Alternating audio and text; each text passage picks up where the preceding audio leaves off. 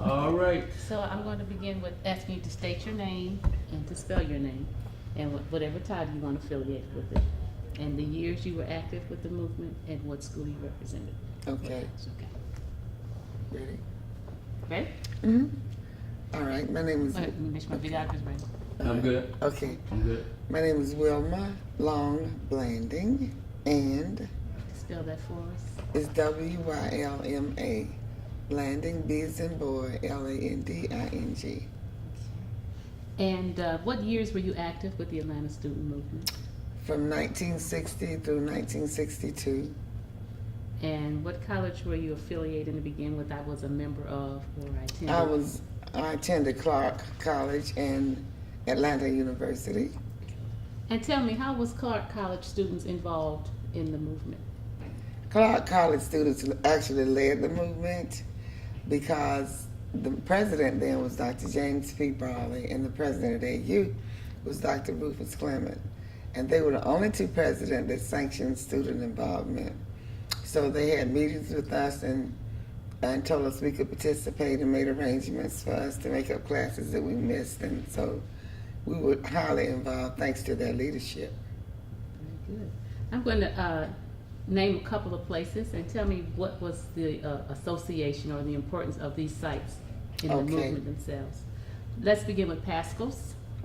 Pascal's was a meeting place that was provided for us by the Pascal brothers. And the one thing that stands out in my mind was that the last time we were arrested, we were made to go to the Fulton County Jail on Jefferson Street. And students marched and came in, to support us. And when we got finished, Mr. Pascal and my father, Ralph Long Sr., got the educational community involved. Herman Russell got the business community involved. And Dr. Clinton Warner got the physicians involved. And they all posted bond so that we could get out of jail. And we met at Pascal's and celebrated. And Mr. Pascal didn't charge anybody for food. He treated everyone. What about Atlanta Life? Jesse Hill was the president of Atlanta Life then. He was very involved with the student movement, and he would make sure that we had the bonding in place that we could use to get out of jail so that nobody had to stay more than overnight. Herndon Stadium. Herndon Stadium was the old football field that was on the one in the AU Center, and everybody played football there. But the significance of that was that when we were arrested at Jefferson Street, I guess between 4,000 and 5,000 students gathered there and marched down to the jail and sang "We Shall Overcome" in protest of us being there. And that's shortly after then we were released. The Quadrangle. The Quadrangle was the gathering place on the campus where we all came together before we marched and laughed and prayed and held hands together. And when we went out on missions and came back, we came there again. And there was no delineation according to fraternities or sororities or colleges. We were just one big family, and we gathered there until they made those of us who lived on campus go in the dawn before dark. I'll just call these Friendship Baptist Church. Friendship Baptist Church was the beginning for most of the colleges in the basement of the church because black people didn't have colleges, particularly high school or elementary schools to attend. So most people met in the basement of churches, and Friendship was one that was open to African Americans. Did any of the rest of these resonate with you? Atlanta Voice. The Atlanta Voice was the voice of the students. It was a newspaper that was founded by the Ware family, and it represented the side of the students because the Atlanta Daily World was very anti-student movement. So the Voice gave us a voice to speak to in the public. Okay. Yates and Milton.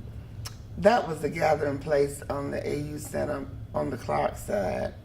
And that's where we sat down and talked. And I remember John Lewis came down because he was involved in Greensboro.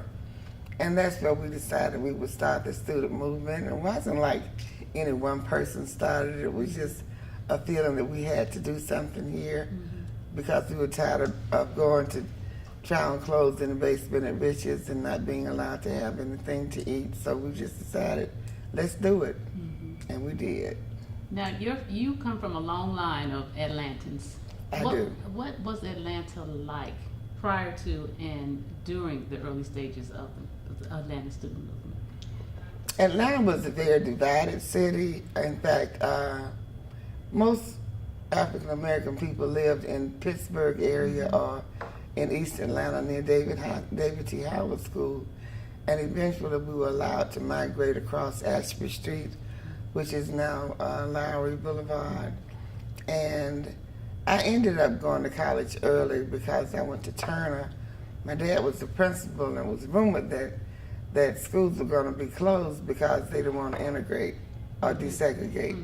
So I was in the 11th grade, and he said, well, check with the counselors, and I had everything I needed to go to college. And so I went on to college from a junior in high school to a student at Clark, and that made me mad too because I missed my whole senior year. So it was very good that the student movement was beginning, because had it not been for that, I would not have been involved because I would have still been in high school. How was segregation in Atlanta? Terrible. I mean, we couldn't couldn't try on clothes at Richards or Macy's. There was no place to eat except Pascal's and Auburn Avenue. Housing was extremely segregated because, as I said, we couldn't live west of Ashby Street, but then Collier Heights opened up, and that was an African American community. But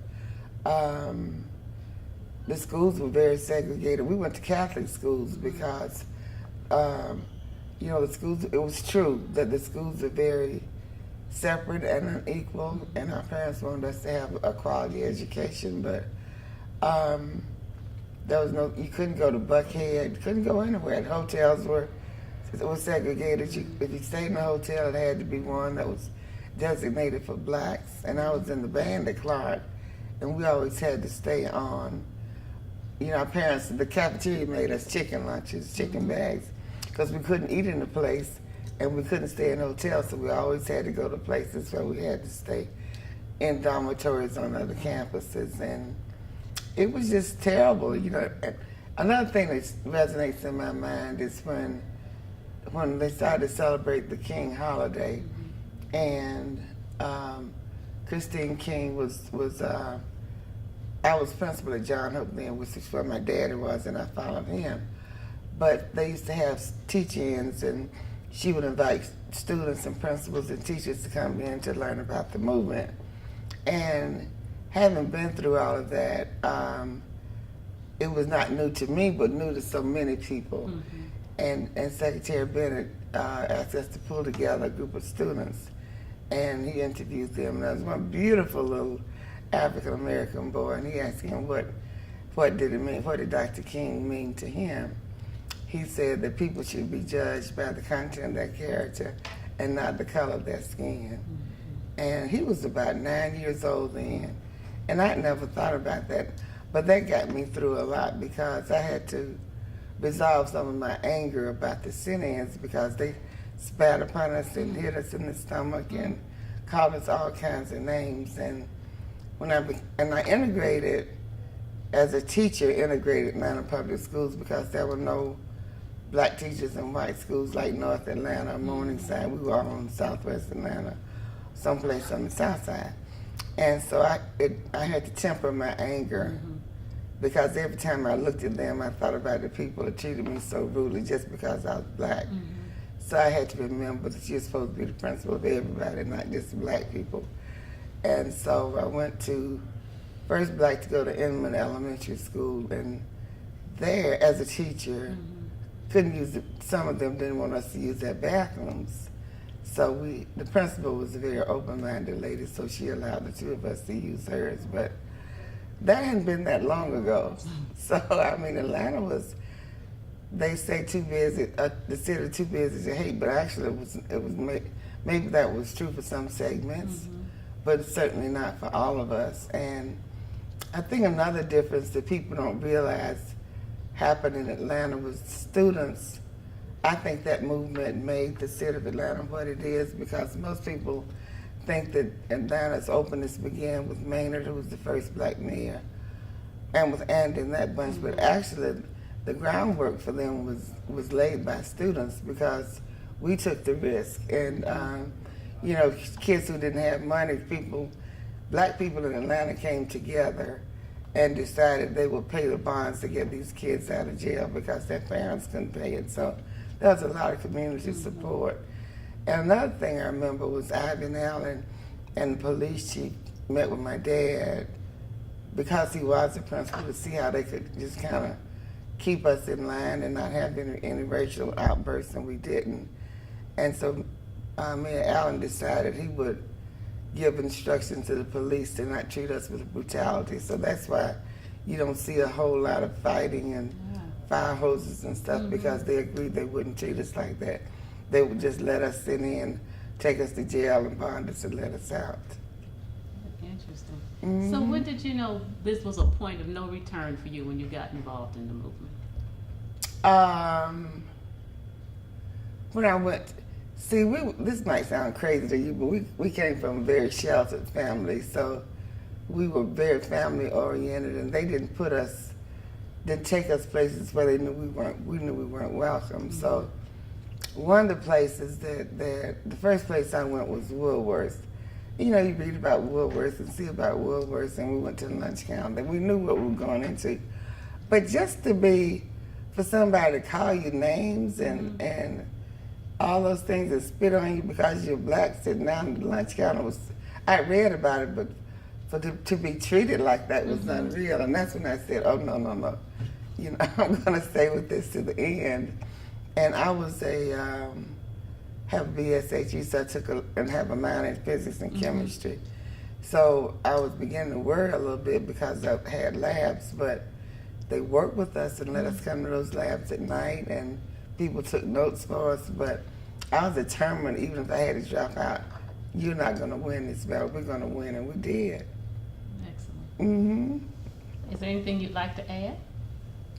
Well, the only thing that I'd like to add is that I hope that somehow or another we can pass some of this energy on to today's youth, because while a lot has changed, in a way, a lot hasn't. And I wish we could find a way without lecturing to share some experiences with especially our African American males, to give them the strength that they need and let them know that we support them the way we were supported, so that they too can make a difference. Thank you. Okay. Let me ask a question or two. And just look at her. Okay. The student movement here in Atlanta did a lot, but it, was kind of overlooked. I mean, how do you feel about that? I think that it's very unfair that some notables have taken away some of the importance of the student movement. But just if you read the history of it, people will say that the student movement, not only in Atlanta, changed not only the cities but the world, because the activists in China and other places began to mimic what we did here. And it has to be somehow historically stated that it didn't begin with Maynard or Andy or John or any of them. It began with the students. And that has to be not for personal recognition, but for historical purposes, to show students what they can do, young people what they can do. Do it, band together, and do it right, and you can make a change also. One more question. Sure. You said that the Atlanta Daily World was opposed to you all, the students. I mean, for me, that sounds crazy. I mean, why would they be opposed to, you all trying to make a change? Well, that was back in the Atlanta Daily World was owned by Republicans, very conservative African Americans, and they most black people were Republicans way back then, so they went by the conservative Republican philosophy, and they had control of the city, and they didn't want us to take over because they wanted us to do what they said do. And my dad, in fact, was a Republican, but he became a Democrat after we supported John F. Kennedy with Clark and Kennedy won. He was for Nixon, but they thought they were in control, and they didn't want us to be in charge, and they never really did accept the fact that we were. So I think a lot of what's stated in the media now comes from that point of view. Well, Did thank you want to speak anything about the Atlanta Inquirer? Yes, the Atlanta the Atlanta Inquirer was Jesse. I believe it or not, Jesse Hill and Herman Russell and a man named Sheffield Russell, I think, started that paper, and that was another outlet for students to speak from. And eventually, Herman sold the paper. John Smith worked for him, and eventually he managed it, and eventually Herman sold it to John. But he was very instrumental too in the student movement. And another thing I'd like to say is can't give enough credit to Herman Russell, because Herman put up so much money to get students out, and he reached out and made sure that everybody wouldn't have to stay in jail. He almost single-handedly financed the student movement, the bonding of the student movement. A lot of people won't recognize Herman, but Herman made a big difference. I don't think we would have been as successful as we were if we had been if it were not for him. Okay, great. Okay. You filled in some good holes for me. Thank you very much. That's my version. Yeah.